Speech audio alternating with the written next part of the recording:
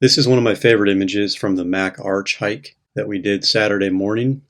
One of my favorite things about it is this really nice motion in the water here. This is 38 millimeter f9 focused on this rock in the middle, and this is 0.6 seconds. I find that right around that half-second mark, approximately a half second, when you're low to the water, you get really nice obvious motion in waves, but you don't lose any definition. So you still have good detail where this foam is flopping over the outgoing wave here, and this other wave coming in. So you can still see all the little textural qualities to it, and that's really nice. Now, I did have a 10-stop filter on, and I had to shoot at ISO 500 to get this desired shutter speed here. So there is going to be a little bit of noise from the higher ISO, and also since I'm only at f9 at almost 40 millimeter focused right here, my background rocks, if we punch in here a little bit, see how sharp these foreground rocks are? If we go to the background, these are a little bit out of focus, a little bit soft. And so what I did in the field is I shot a second image at a lower ISO because I was only worried about the rocks in the distance here. So this is ISO 100 f8 and 2.5 seconds. And we'll punch in here and you can see these rocks in the distance are good and sharp. So the first thing we're going to do is we're only going to pay attention to this image here, which has most of what I care about. We're only going to use the second image for the rocks in the sky back here, since that's what's in focus. First thing I do is I turn the default sharpening off, and I make sure chromatic aberration is checked on. Now, under the optics box here, the lens correction profiles, this is kind of personal preference. When it comes to night photography, I never use this because it introduces some issues. But in daylight photography, those issues just are not present. So in this case, I'm going to leave it off because I actually like the slightly vignetted corners that is naturally occurring from this lens, and that's going to work just fine for me. So I haven't made any adjustments at all. I've only turned off sharpening and turned on the chromatic aberration correction box. And the next thing I'm going to do here is select both of these images, right click, sync settings, all, and just make sure everything that I did to this is now done to the other one. Now, with both of these still selected, I'm going to right click and I'm going to hit enhance. So if you look, if I click on, it says without enhance, and you can see some of that high ISO noise basically from shooting at ISO 500, and here it is corrected. Now, with most daylight shots, if you have good light, I find that 100% power here is perfectly fine, but if you want to experiment and find a happy medium, that's fine, but with the exception of night photos, basically 100%. So this is going to take about a minute for it to process both images, but it's going to completely eliminate any grain and noise from my higher ISO shot. And my second shot, focused in the distance here, that was ISO 100, so there's basically no noise anyway, but whatever little noise there could be, this will take care of it for sure. So let's go ahead and wait for these to process. Okay, now that that's done, if you look over here on the left, what it has done is it has made two new files, two copies of the original RAWs, and these are DNG files. And so this is the ISO 500 shot. Now if we punch in here and take a look, you can see how absurdly clean this is. There's just absolutely no noise anywhere at all. And this enhanced denoise feature inside of Lightroom and Adobe Camera Raw is just really amazing. I can't say enough good things about it. It's pretty incredible. So now we're going to be working on this image and this image. There's not a whole lot that I would do to this based on the conditions. This was kind of a late morning shot. The sun was blocked by some clouds when I shot this. But what we'll try to do here is under our basic adjustments. I might drop highlights a little bit. I'm really looking at the clouds primarily when I'm doing this, and just trying to find a point where I'm starting to get some more definition back for sure. The next thing I want to do is see some detail in these deep shadows. So let's lift the shadows globally.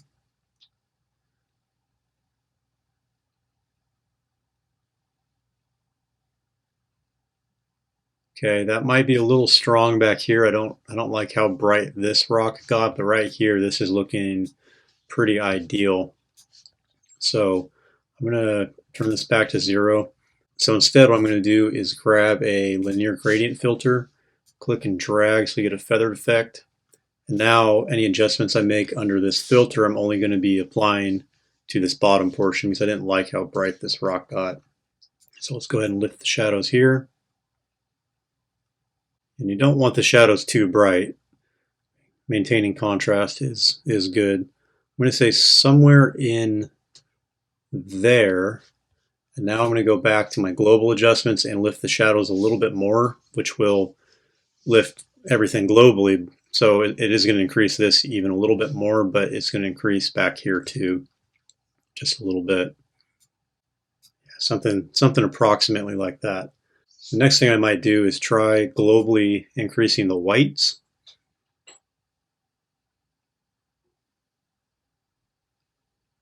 Just to get a little more contrast to the whole thing, something like that. And now I'm going to grab another linear gradient filter. And if you're not familiar with these, basically if you did something like this, you have a fairly harsh feather zone here. But if you click and drag this out, this red just shows where we're going to be working, and you can see it just slowly tapers off the higher you drag it. So I might do something like this, and I'm going to apply positive clarity here. And what this does is it's kind of like micro contrast. So let's just go 100% so you can see the effect. So that's 100% and 0. You got to be careful with this. Sometimes it can get what I call too crunchy, where things just look a little too contrasty, a little too visually crunchy. I never go that high, but it can really help emphasize those local highlight tones. I'm thinking somewhere probably around maybe 25%. If I turn this mask on and off, you can see what we've done there. So nothing too drastic. I might actually lower it a little bit. Let's try 15. Yeah, something like that. That looks pretty decent to me. And let's grab another linear gradient, and we'll come in from the top this time. Let's go ahead and bring these highlights down a little more, and we're working on just the sky here. Not too much, just about 10%. And let's see what some global contrast will do to the whole image. Maybe about 10%, something like that.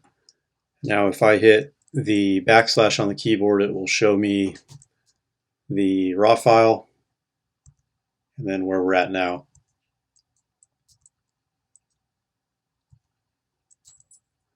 So something like that looks pretty good. So if you look over on the left, this is the DNG that we were just working on. Now you can come down and select the other enhanced DNG and then right click on the image that you were just working on, sync settings, all, okay. Now it will apply everything we just did to this image, including the filters and everything. And now from this image, we're only going to be using maybe this wave on up, but just for the sake of keeping everything matching perfectly, that's what we want. We want everything synced.